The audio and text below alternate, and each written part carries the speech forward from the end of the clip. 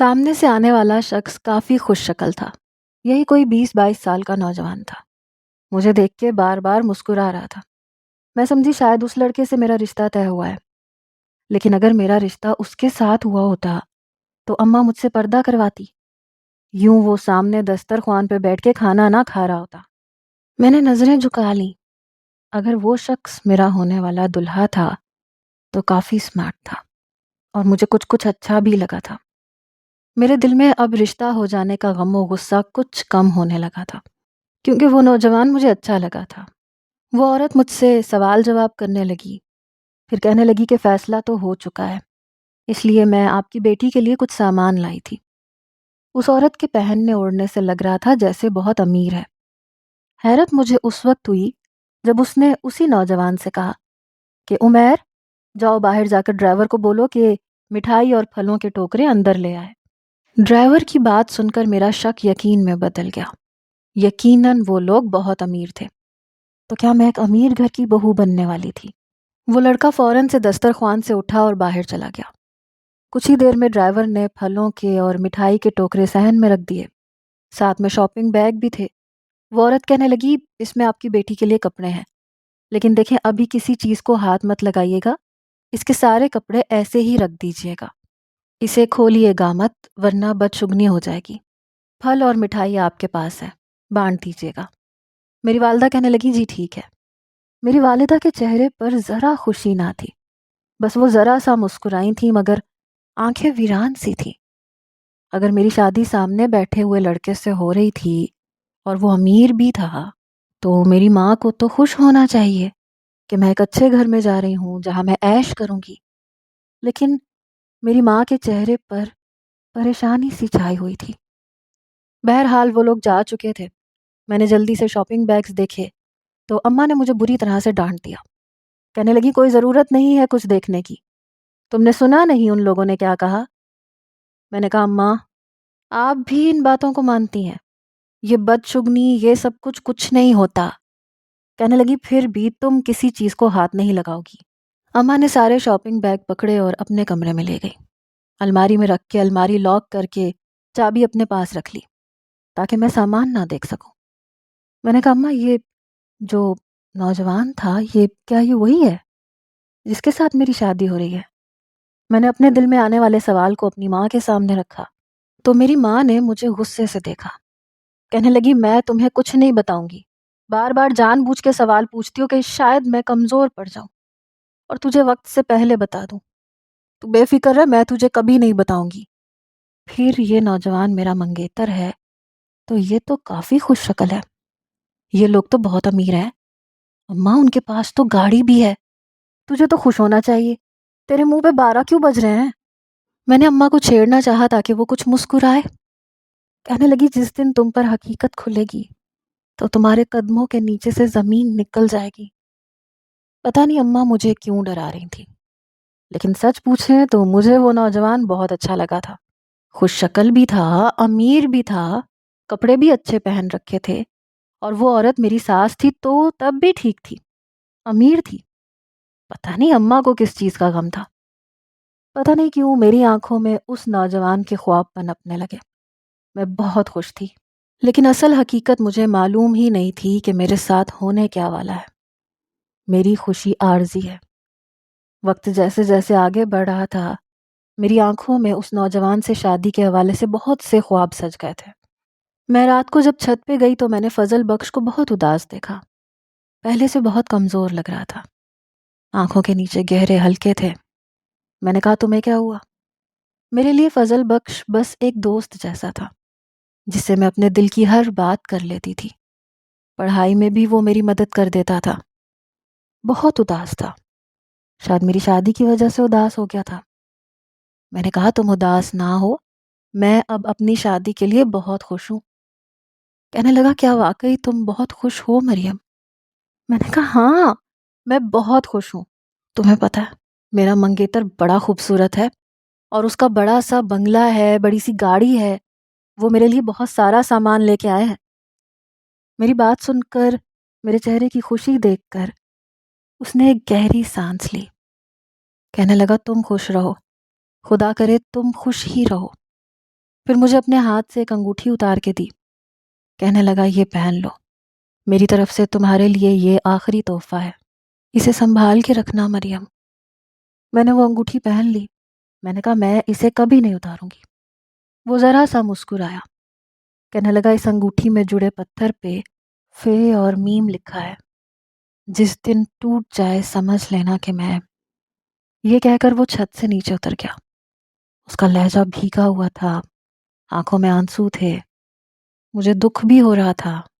میں نے انگوٹھی دیکھی تو واقعی اس انگوٹھی کے پتھر پر فے اور میم لکھا تھا، لیکن میں اب بھی سمجھ نہیں پائی، یا یوں کہہ لیں کہ سمجھنا چاہتی ہی نہیں تھی۔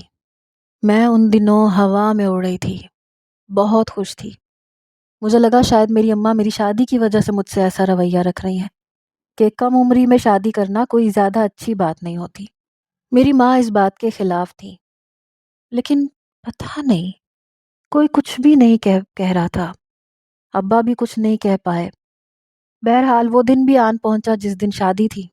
اس دن مجھے آپا نے سارے شاپنگ بیگز دیے تو میں حیران رہ گئی۔ میرا عروسی لباس بہت قیمتی تھا، میں نے وہ پہنا، میک اپ کیا، میں بے حد خوبصورت لگ رہی تھی۔ ویسے بھی میں سفید گوری رنگت کی مالک تھی۔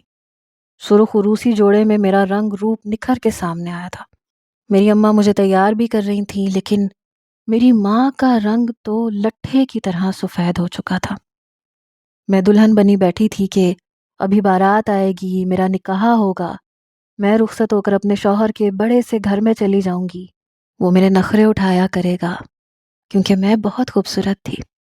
مجھے یقین تھا میں اپنے شوہر کے دل میں گھر کر جاؤں گی، ایک تو کم عمر تھی، پھر خوبصورت بھی تھی۔ میں نے سوچا میرا شوہر تو آج مجھے دیکھ کے دیوانہ ہو جائے گا، لیکن میری بارات پر ڈھول نہیں بجے تھے جیسے کہ میری بہنوں کی شادیوں پہ بجے تھے۔ بڑی خاموشی سے میری بارات آئی تھی، اور میں اپنی سہیلیوں سے پوچھ رہی تھی کہ مجھے ذرا دیکھ کے بتاؤ کہ میرا دلہا کیسا ہے۔ میری بہت سی سہیلیاں مسکراتے ہوئے کمرے سے باہر نکل گئیں کیونکہ بارات صحن میں آئی تھی۔ میری ساس کہہ چکی تھیں کہ بارات پہ بس چند لوگ ہی آئیں گے، اس لیے گھر میں ہی انتظام کر لیجیے گا۔ میری سہیلیاں جو باہر گئیں تو میں ان کی منتظر تھی کہ کب وہ آئیں گی اور مجھے بتائیں گی کہ تمہارا شوہر خوبصورت ہے، لیکن وہ نہیں آئیں۔ پھر مجھے بڑی بے چینی ہونے لگی کیونکہ ان میں سے کوئی واپس نہیں آئی تھی۔ حیران کن بات یہ تھی کہ ابھی تک نکاح خواہ بھی نہیں آیا تھا اور نہ ہی ایجاب و قبول ہوا تھا۔ میں بڑی حیران ہوئی۔ اتنے میں میری والدہ روتے ہوئے کمرے میں آئیں۔ میرا دل تو جیسے کسی نے مٹھی میں لے لیا ہو۔ میں نے کہا اماں رو کیوں رہی ہو اور کیا ہوا ہے؟ اماں کہنے لگیں تمہاری رخصتی ہو رہی ہے۔ یہ کہہ کے اماں نے میرے سر پر میرا گھونگھٹ پوری طرح سے نکال دیا۔ میں نے کہا اماں پہلے نکاح تو ہو جانے دیں۔ اماں کہنے لگی نکاح ان کے گھر میں جا کے ہو جائے گا۔ میں حیران تھی کہ یہ کیسی شادی ہے۔ میں نے کہا کہ ہونا تو یہاں چاہیے، سب لڑکیوں کا نکاح پہلے ہوتا ہے پھر رخصتی ہوتی ہے، لیکن میں شاید پہلی ایسی لڑکی تھی جس کی رخصتی پہلے ہوئی تھی اور نکاح سسرال میں جا کے ہونا تھا۔ بڑی عجیب بات تھی۔ بہرحال میں اپنی ماں کا ہاتھ پکڑے صحن میں آ گئی۔ پھر میں نہیں جانتی کہ میرا ہاتھ کس نے پکڑا، نہ مجھے اتنے بڑے گھونگھٹ میں یہ اندازہ ہوا کہ ہاتھ پکڑنے والا مرد تھا یا عورت۔ بہرحال کسی نے ادھر گاڑی کا دروازہ کھولا، پچھلی نشست پہ مجھے بٹھا دیا گیا۔ گھونگھٹ میرا اتنا لمبا تھا کہ میں یہ تک نہیں جانتی تھی کہ میرے برابر میں کون بیٹھا ہے، نہ ہی میں ڈرائیور کو دیکھ پا رہی تھی۔ چادر کافی موٹی تھی، مجھے کچھ بھی دکھائی نہیں دے رہا تھا۔ بہرحال میری رخصتی ہو چکی تھی۔ 3 گھنٹے کی مسافت نے تو جیسے مجھے تھکا کے رکھ دیا۔ پھر مجھے یہ لگا کہ جیسے گاؤں کی کچی پکی سڑک شروع ہو چکی ہے، کیونکہ گاڑی بار بار جھٹکے کھا رہی تھی۔ پھر ایک حویلی کے سامنے گاڑی کھڑی ہوئی۔ حویلی کے چوکیدار نے دروازہ کھولا، گاڑی اندر جا کے رک گئی۔ میں نے سکون کا سانس لیا کہ چلو سفر تو ختم ہوا۔ مجھے ابھی تک اندر ہی اندر اپنے دلہا کو دیکھنے کا بے حد اشتیاق تھا، لیکن جیسے ہی ہم حویلی میں داخل ہوئے کافی لوگ جمع تھے اور بہت شور شرابہ ہو رہا تھا کیونکہ ابھی میرا نکاح ہونا باقی تھا۔ مجھے ابھی تک اپنی شادی کی سمجھ نہیں آ رہی تھی کہ میری شادی اتنے انوکھے طریقے سے کیوں کی جا رہی ہے۔ لڑکیوں کی شادی اس طرح سے تو نہیں ہوتی، میری بہنوں کی بھی شادیاں ہوئی تھیں لیکن اس طریقے سے تو نہیں ہوئی تھیں۔ بہرحال میرا ہاتھ ابھی بھی کسی نے تھام رکھا تھا۔ اسی کے ہمراہ میں اس حویلی کے اندر داخل ہوئی. مجھے بٹھایا گیا. پھر یہ کہا گیا کہ تمہارا نکاح ہونے والا ہے. میں یہ سوچ رہی تھی کہ کچھ ہی دیر بعد میں کسی کی امانت ہونے والی تھی. پتہ نہیں وہ دیکھنے میں کیسا ہوگا کیسا نہیں ہوگا. ابھی بھی میری آنکھوں میں اسی نوجوان کا چہرہ تھا. دل میں آنے والے خیالات سے میں بے حد خوش تھی. اس لڑکے کا تصور ہی چہرے پر مسکراہٹ پھیلا دیتا تھا. لیکن جب میرے کانوں نے وہ کچھ سنا کہ میرے ہوش اڑ کے رہ گئے. میں اپنے گھونگھٹ کے اندر بیٹھی یوں تھی جیسے سکتے میں آ چکی ہوں. مجھے لگ رہا تھا میری سماعت اپنی قوت کھو بیٹھی ہے. میں غلط سن رہی ہوں. جو کچھ میں سن رہی ہوں وہ غلط ہے. ایسا کیسے ہو سکتا ہے؟ میں چپ چاپ سی بیٹھی تھی. مجھے سمجھ نہیں آ رہا تھا کہ سب کچھ جو مجھ سے کہا جا رہا تھا، جو مجھ سے پوچھا جا رہا تھا، وہ کوئی خواب نہیں ہے، وہ سچ ہے. میں بے یقینی کے عالم میں اپنی سماعت پر یقین نہیں کر پا رہی تھی. دوسری اور تیسری بار بھی نکاح خواہ نے مجھ سے یہی پوچھا. میں تو یوں تھی جیسے میری آنکھیں پتھر کی تھی. آنسو بہہ نہیں سکتے تھے. مجھ سے کہا گیا کہ تم کہو کہ تمہیں یہ شادی قبول ہے. میں چپ رہی. دوسرا لہجہ مردانہ آواز میں بڑا سخت سا تھا. اتنا سخت کہ میرا دل اندر سے کانپ گیا. وہ جو کوئی بھی تھا کہہ رہا تھا کہ کہو تمہیں یہ نکاح قبول ہے. میں نے کہا کہ مجھے قبول ہے. لیکن مجھے لگا کہ میرے ساتھ بہت بڑی زیادتی کی گئی ہے. میرے ساتھ ایسے کیوں کیا گیا تھا؟ یہ تو بہت بڑا ظلم تھا. نکاح کے نام پہ بہت بڑی زیادتی تھی. میں یہ سوچ رہی تھی کہ اب میری زندگی کا کیا ہوگا. میں تو سب کے لیے ایک سوالیہ نشان بن کے رہ جاؤں گی. اس سے بہتر تھا میری ماں میرا گلا گھونٹ دیتی. اب مجھے یاد آ رہا تھا میرا باپ مجھے یہ کیوں کہتا تھا کہ میری یہ بیٹی بڑی بھاگوں والی ہے. میں سمجھتی تھی میرا باپ مجھ سے محبت میں یہ کہتا ہے، لیکن یہ اس کی محبت نہیں تھی، یہ اس کی جہالت تھی. میری آنکھوں سے آنسو بہہ رہے تھے. میرا جی چاہا کہ زمین پھٹے اور میں اس میں دفن ہو جاؤں. دو عورتوں نے میرے ہاتھ پکڑ کے مجھے اٹھایا. میں مرے مرے قدموں سے یوں ان کے ساتھ چل رہی تھی جیسے کوئی لاش. مجھے ایک کمرے میں بٹھا دیا گیا. دروازہ بند کر دیا گیا. میں یوں تھی جیسے بے جان ہو چکی ہوں. میرے ساتھ بہت بڑی زیادتی کی گئی تھی. میری شادی کسی انسان سے نہیں بلکہ جس سے کروائی گئی تھی میں کچھ بھی نہیں کر سکتی تھی. میں نے اپنے سر سے چادر اتاری. کمرہ خالی تھا. پورے کمرے میں سوائے قالین کے اور کوئی بھی چیز موجود نہ تھی. زمین پر موٹا قالین بچھا تھا. ایک طرف جائے نماز بچھا ہوا تھا. اس کی سائڈ پر ایک لکڑی کا بنا ہوا چھوٹا سا ٹیبل تھا اور اس پر کلام پاک رکھا تھا. قرآن پاک کو سرخ رنگ کے غلاف میں رکھا گیا تھا. یہ دیکھ کر میرا دل رو دینے کو چاہ رہا تھا. میں نے اپنے سارے زیورات اتار کر ایک طرف رکھ دیے. یہ صرف میں نے آج کی رات ہی پہننے تھے. اس کے بعد مجھے کبھی بھی نصیب نہیں ہونے تھے. میں نے سب کچھ اتار کے ایک طرف رکھا. اپنا عروسی دوپٹہ بھی اتار دیا. پہلے تو میں پھوٹ پھوٹ کر اپنی قسمت کو روئی، کیونکہ شریعت میں، اسلام میں ایسا کہیں نہیں لکھا کہ ایک لڑکی کی شادی کلام پاک سے کر دی جائے. لیکن میرا نکاح قرآن پاک سے کیا گیا تھا. میرا باپ مجھے اس لیے خوش قسمت کہتا تھا کیونکہ جانتا تھا کہ مستقبل میں میرے ساتھ کیا کیا جائے گا. میری زندگی کا فیصلہ پہلے ہی کر دیا گیا تھا. مجھے بس اس بات سے انجان رکھا گیا تھا. کچھ دیر گزری. جب دروازے پہ دستک ہوئی، میں نے اپنے آنسو صاف کیے تو وہی عورت کمرے میں داخل ہوئی جسے کل تک میں اپنی ساس سمجھتی تھی. وہ اس گھر کی بڑی بہو تھی اور وہ لڑکا اسی کا بیٹا تھا. لیکن میں اس کی بہو نہیں تھی، نہ وہ نوجوان میرے نصیب میں تھا. وہ عورت جب اندر داخل ہوئی تو اس کے ہاتھ میں ایک سفید رنگ کا لباس تھا، جیسا کہ بیوہ عورتوں کو پہنایا جاتا ہے. مجھ سے کہنے لگی یہ لو اسے پہن لو. پھر ایک کتاب میرے حوالے کر دی. کہنے لگی اس میں وہ سب کچھ لکھا ہے جو تم نے ساری زندگی پڑھنا ہے. اس کے علاوہ ایک کلام پاک 3 دن میں ختم کرو گی. اس میں نوافل اور وظائف بھی لکھے ہیں. یہ سب بھی تمہیں کرنے پڑیں گے کیونکہ تم اب پاک بی بی بن کر ساری زندگی گزارو گی. یہاں گاؤں میں پاک بی بی کی بہت عزت کی جاتی ہے. کوئی بھی مرد اسے آنکھ اٹھا کر نہیں دیکھتا.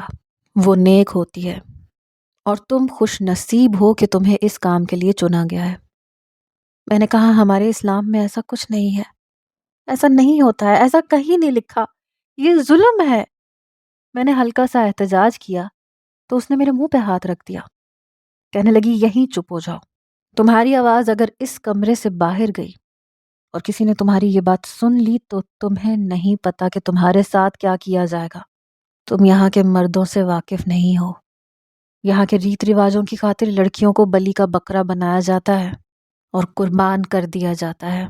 یہاں کی عورتیں بس مرد کے حکم کی غلام ہیں، جو فیصلہ مرد ان کے لیے کرتے ہیں وہ اس کے خلاف نہیں چل سکتی۔ تم یہ سفید جوڑا پہن لو اور آج سے ہی اپنے وظائف شروع کر دو۔ میں نے وہ جوڑا اس کے ہاتھ سے لے لیا تو وہ کھڑی ہو گئی، وہ کمرے سے باہر چلی گئی اور دروازہ بھی بند کر دیا۔ میں نے وہ سفید جوڑا پکڑا اور واش روم میں چلی گئی۔ رگڑ رگڑ کے میں نے اپنا میک اپ اتارا۔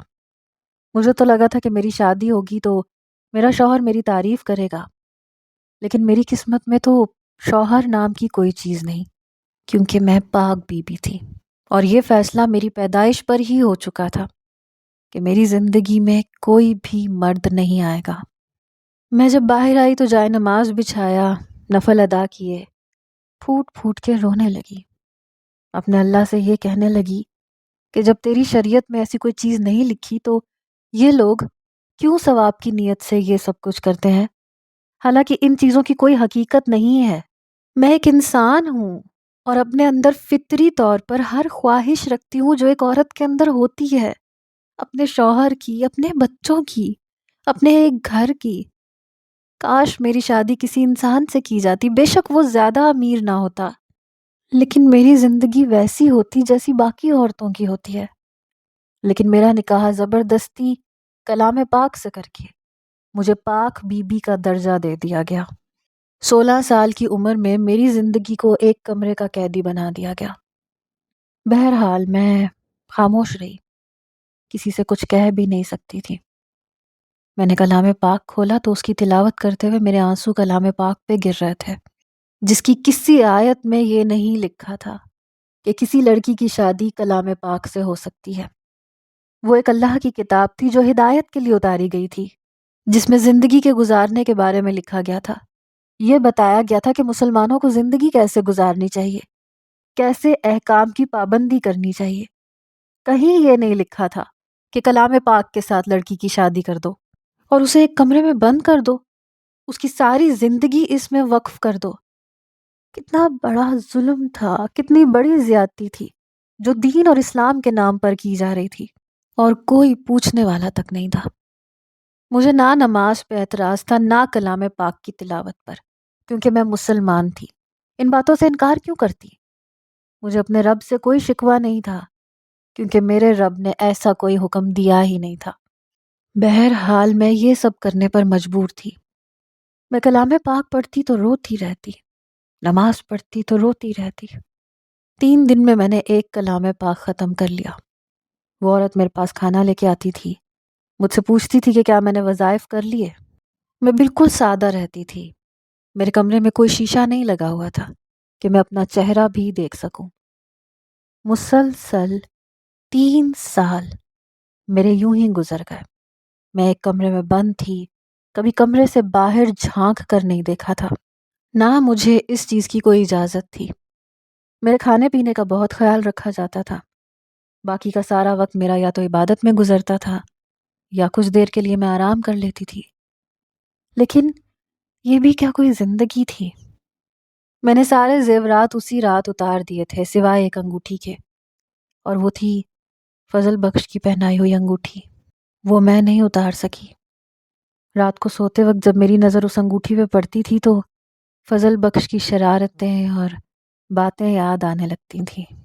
ایک بار تیز دھوپ میں ہم سب لڑکیاں کھیتوں کے برابر بنے باغ میں جھولا جھول رہی تھیں، لیکن جیسے ہی مالی وہاں آیا میں ننگے پاؤں گھر کی جانب بھاگی کہ کہیں مالی پکڑ کے مارنے نہ لگ جائے۔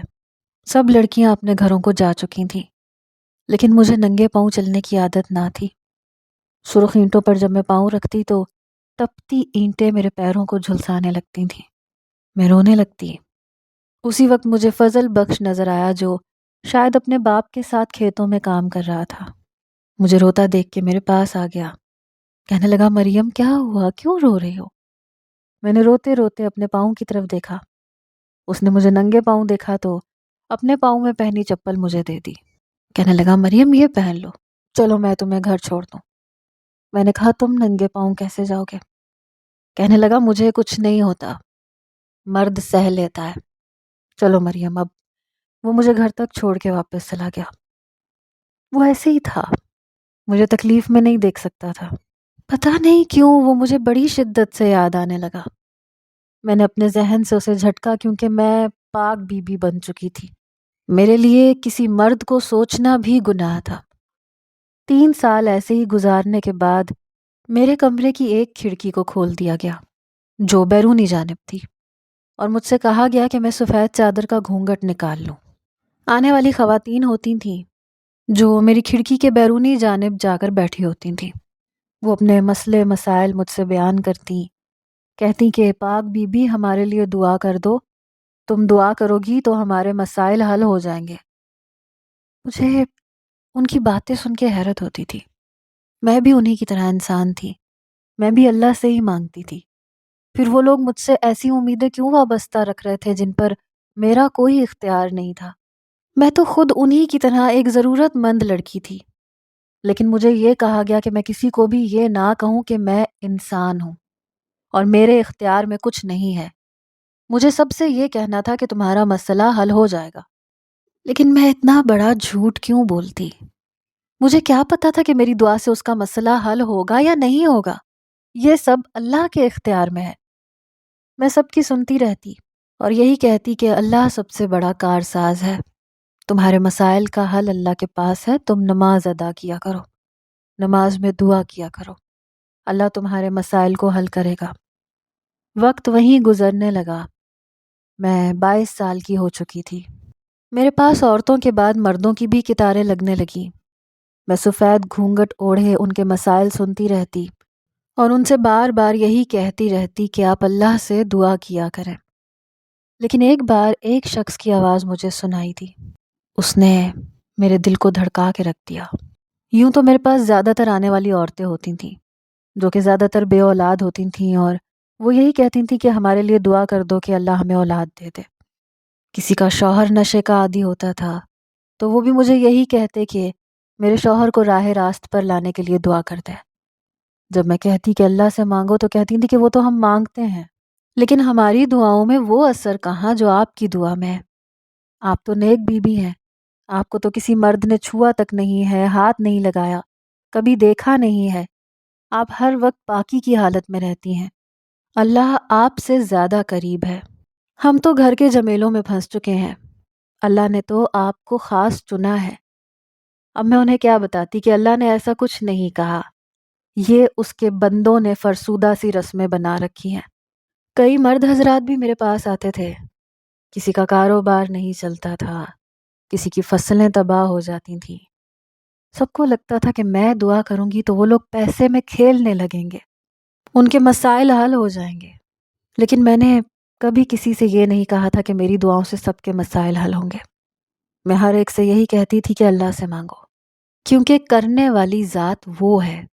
میں بھی تم لوگوں کی طرح بشر ہوں، لیکن ان کے دماغوں میں پیدائشی جہالت بھری ہوئی تھی۔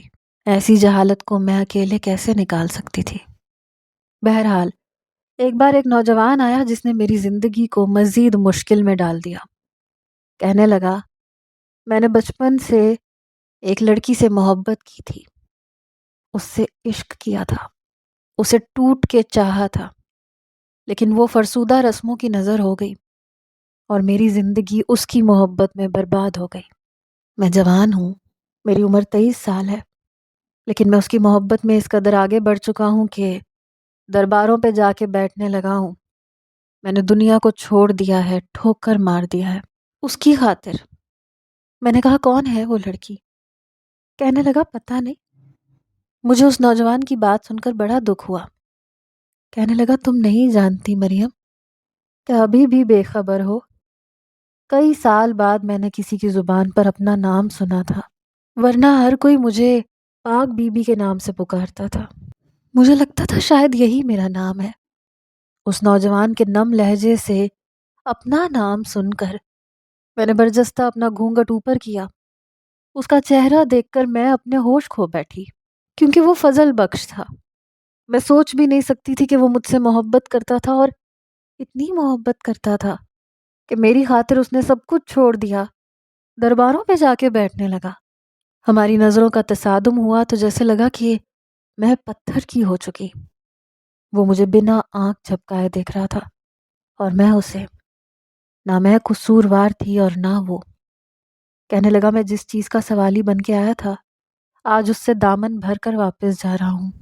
مریم، میں صرف تمہیں دیکھنے آیا تھا۔ تمہاری شادی کے بعد پتہ چلا کہ تم پاک بی بی بن گئی ہو۔ ہمارے برادری کے رسم و رواج نے تم سے جینے کا حق چھین لیا، اور تمہاری محبت نے مجھ سے جینے کا حق چھین لیا۔ پتہ نہیں کب تک یہ فرسودہ رسمیں لڑکیوں کی زندگیوں کو یوں برباد کرتی رہیں گی، اور یہ سمجھتے رہیں گے لوگ کہ یہ ثواب کا کام ہے۔ وہ جا چکا تھا۔ میں نے پھر سے گھونگھٹ گرا دیا، لیکن میرے آنسو بہے جا رہے تھے۔